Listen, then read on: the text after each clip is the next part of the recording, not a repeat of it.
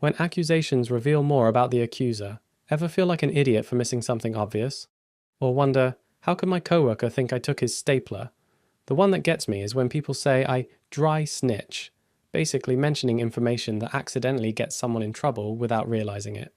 When I first heard this term, I had to ask what it meant. This got me thinking about accusations and assumptions, so I did some research, and here's what I found. The psychology behind accusations. When I asked about reactions revealing personality, I got the standard response about facial expressions and behavioral patterns. But when I dug deeper into why people make quick accusations, I discovered something called psychological projection. Psychologists say we project our own guilt, shame, or unwanted traits onto others as a way to distance ourselves from things we don't like about ourselves. The classic example: an unfaithful partner constantly accusing their partner of cheating. But here's my problem with this theory.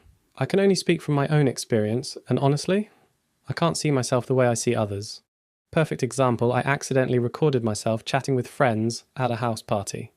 When I listened back, I was horrified. Not by how I sounded, but by how I came across. The emotion, the tone, the way I spoke made me seem arrogant, conceited, like a know-it-all with this snobby valley girl inflection.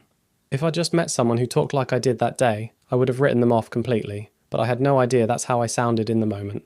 My theory: words speak louder than actions. Here's what I think is really happening, and it's the opposite of that old saying. Words actually speak louder than actions because they reveal our immediate thought patterns.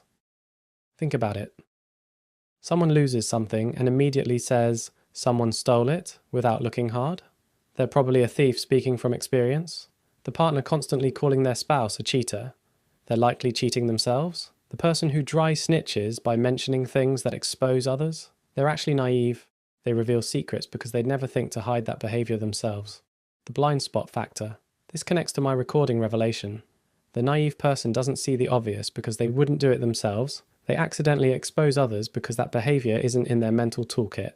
Meanwhile, the suspicious person's first thought is theft or cheating because that's their go-to behavior. So maybe projection isn't about projecting known traits, it's about our words revealing the mental pathways we use most. The thief thinks stolen first, the cheater thinks affair first, the innocent person thinks accident first. Our immediate word choices expose our default thinking patterns, which come from our actual experiences. What do you think? Have you noticed your first reactions revealing more about you than you realized? Let me know in the comments. The theory goes like this: the man who accuses without thought speaks from experience. What we do ourselves influences what we believe others are doing.